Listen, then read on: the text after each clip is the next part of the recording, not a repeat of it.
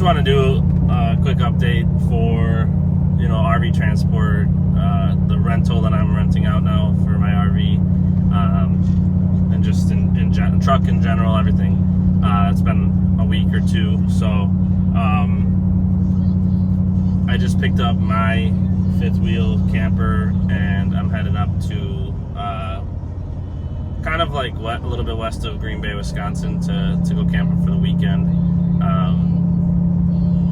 So I had to run this morning and pick up my trailer. So I noticed while I was there that my rental trailer has a screw in the tire, so I got to get that fixed before it goes out again. But as of right now, I don't have any rentals lined up for that trailer. It's kind of slowed down. The first month it went out 3 times, and what got deposited into my account from RV Share was $3,500. That's like for the nightly rental plus like the cleaning fees, delivery fees, stuff like that. So I didn't make $3,500 because I'm paying my friend to deliver it just because I was out of town, and paying to have it cleaned and stuff like that. But still, there was money to be made.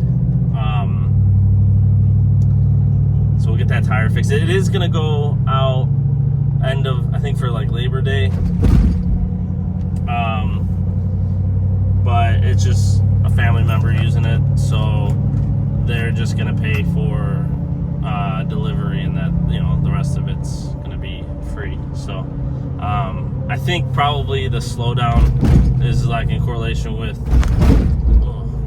big bumps there, with like the school year starting and stuff. So I'm hoping that like after the first couple weeks of school, it'll pick back up and people will start renting again. I'd like to get it rented through October if possible. Other than that's pretty much it with the rental camper. Had a pretty bad experience with the last renter, and part of it's probably my fault, just being a new renter, not knowing what questions to ask and things like that. But we delivered it pretty far away. It was like 7 hours. It was in Iowa, and the person that rented it was at like a convention, and I didn't know that they were doing dry camping for the most part. They had electric, because we did talk about that, and I bought an extension cord for the 30 amp just because he had mentioned that it was going to be kind of a far hookup for the 30 amp. And that probably should have been my dead giveaway to ask some more questions, but like I said, it kind of didn't cross my mind. I was planning my vacation and stuff, and then just new at this. So turns out that there was no water hookup, no sewage dump. So I didn't fill the tank, and I wouldn't have probably had the tank filled for a 7-hour drive. I probably would have found a way to get it filled when we got there, had I known that they needed it filled. But during the delivery, my friend that did the delivery told the renter that all the tanks were empty and stuff like that. And the renter had told him that they had a service at the convention that they come fill up your water. So it didn't seem like it was a big deal. Well, a couple days into the trip, the renter reached out, said that he couldn't get any water from the pump. So I had mentioned to him that there is no water in the tanks, and that's why it wouldn't be pumping any water, because we didn't know that he needed water, that wasn't going to have city hookups. And then it turned out that they didn't have a service that brought them water. They had to tow the camper to go get water. So he asked if that was okay, and I said, as long as you are comfortable towing it, you have the vehicle, you can, it didn't didn't seem like it was far. It was going to be in the parking lot, but it had to be brought somewhere. So he filled the tanks like 2/3 full, I think, and he couldn't get the water to work. So, me being 7 hours away, I offered to have a service technician come out. I would foot the bill for that. Even though, like I said, I didn't know we needed water. We would have showed him what to do had we known that. But I was willing to send someone out there just to get the water working and show him. Because it's only like, I think, a 41 gallon, I think it is, like fresh water. So, and he was camping for like 8 days. So he's probably going to have to fill it up a few more times. But, like I said, I was willing to send a service tech out there. It was going to be probably $250 at least. But like I said, I wanted to make sure it was a good experience. And, I didn't hear back from, I should say he was very communicative, like very fast on communicating with me until I offered to send out the service tech. And then I didn't hear from him for like another 2 days, which I thought was odd. And then he said no need for a service tech, he just wants money back.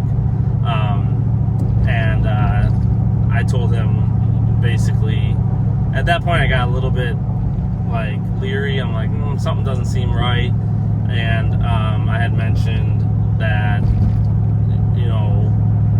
I was not willing to give any money back, but I am still willing to send out a service tech to get the water working for him.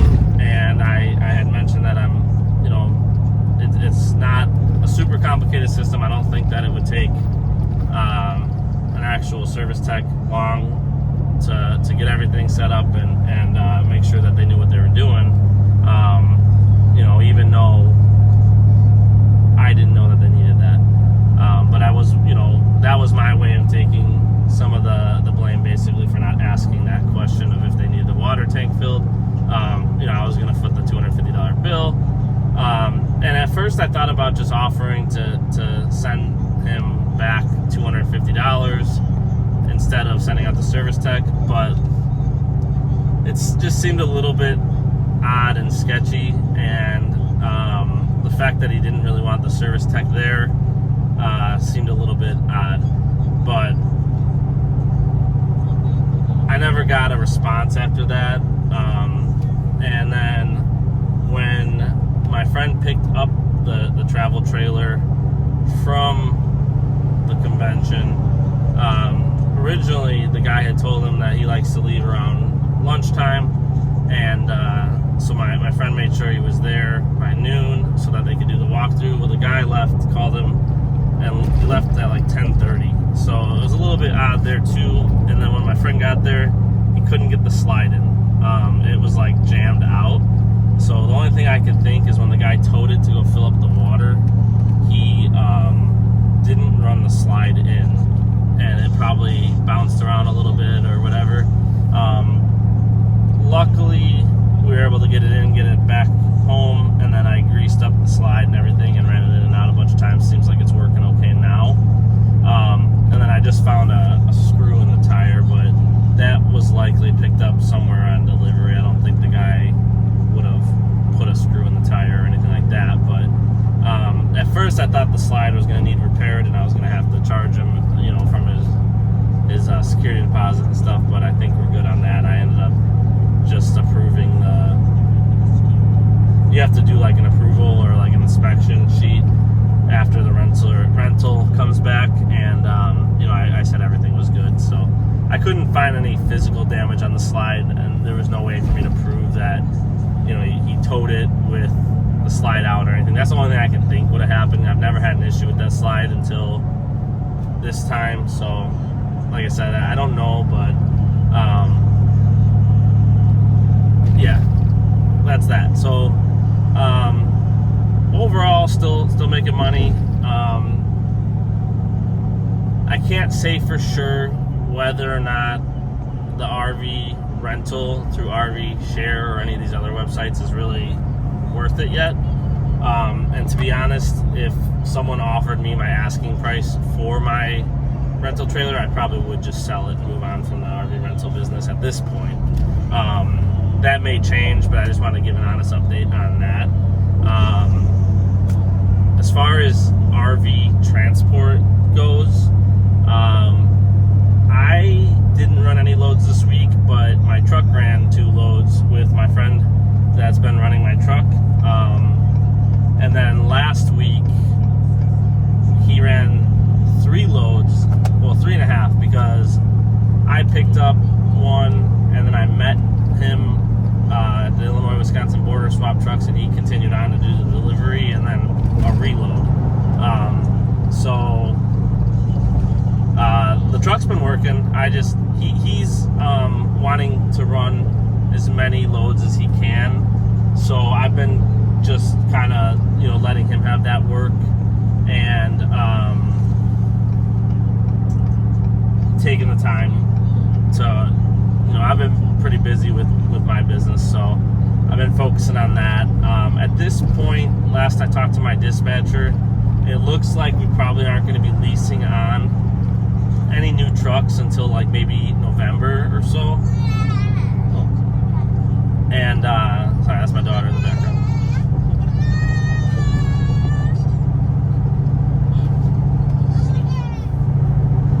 Sorry. But yeah, so we're probably not leasing on new trucks until sometime in like November. So what's gonna happen likely, if I can find a truck, that's been a whole nother nightmare, but I'm going to buy another truck, lease that one on, de-lease my current truck, and that way what I'll do is I'll keep my current truck for my personal truck, and then I'll lease on the truck that I buy. I'm going to buy probably more of like a base model, maybe like an XLT or something, depending on what I find a deal on. And come November, if we pick up and get busy enough, I will lease my truck back on. I'll run my truck, and then my buddy will run the other truck. And he may eventually get his own truck, and at that point, then I'll probably just find another driver that can drive my extra truck. But that's kind of down the road. So, but yeah, I'll keep my truck for personal use until I can lease it back on, and then him and I will share the second truck that I buy. Oh, I just ran something over. I hope that there was no nails or anything sticking out of that. But yeah, so that's kind of the current situation. I've been looking for trucks, and I was super close to buying one, and it got sold out from underneath me yesterday. Actually, it was a 2017 F250 diesel 4-door long bed. Really nice truck, but it did get sold out from underneath me. And back looking again. I had another one that I was pretty set on buying, but it was in Indiana, and I kind of want to try to buy one in state for tax purposes and plating and stuff. Otherwise, I got to go to the DMV and pay the difference in taxes and get the plates, and I'm trying to keep it pretty simple. So I'm trying to find something that I can buy in Illinois and just pay for everything, get the plates, everything right then and there. If that doesn't work out, then I'll kind of figure something out. If I find a good enough deal out of state on the right truck, I'll just do it. But for now, I'm trying to stick with in-state purchase. I was pretty bummed out when I missed out on that truck yesterday, but it's chalk it up to everything happens for a reason, I guess. So hopefully something else pops up. I'm not gonna rush. There's nothing like screaming at me right now that I gotta have it type of thing. That other truck was the truck that was kind of screaming at me, but like I said, I'll kind of wait for that right one to pop up, and hopefully be able to jump on it when I can. But I'll I was thinking like I would just transfer everything from this truck, and I might still do that. I might put the fifth, if I get a Ford, I'll put the fifth wheel from this truck in that truck, the mud flap, everything, fire extinguisher, and then I'll repurchase. I'll have to get a fifth wheel, you know, fairly quickly because of my trailer. But I may try a different one. I don't dislike the one that I have or anything like that, but I know it's not like the top of the line or anything, so maybe I'll upgrade my fifth wheel that I put in my truck for my towing purposes. And then I'll probably just order like the same mud flap. I don't think I really need it anymore for towing like my personal fifth wheel or anything like that. When I had my travel trailer that I was pulling all the time, I think the mud flap made sense to keep rocks from hitting the front of the trailer there. But now that I'm pulling my fifth wheel in my personal truck, I probably won't put a mud flap on it until I start leasing this one back on. And honestly, the company that I'm leased on with doesn't even require it, so maybe I just roll. I will do the fire extinguisher and the safety cones and everything else that's needed for DOT purposes, but for now everything will get transferred over to the other truck that I get. So that's about all the updates I got. Like I said, doing a camping trip with the family this weekend. I think I've got 2 or 3 more planned after this. This year went by super quick. Kind of bummed because the camping season is kind of nearing the end. We did get a lot of use out of our fifth wheel, but it kind of sucks that the camping season is nearing the end. But we'll still try to get 3 or 4 trips in before the end of the season. It's a little bit more difficult now with my daughter back in school and stuff like that. So, but yeah, we'll get some trips in and have some fun, make some good memories. Leave me a comment. Apologize for not making more videos lately, but like I said, I really haven't been doing any trips myself.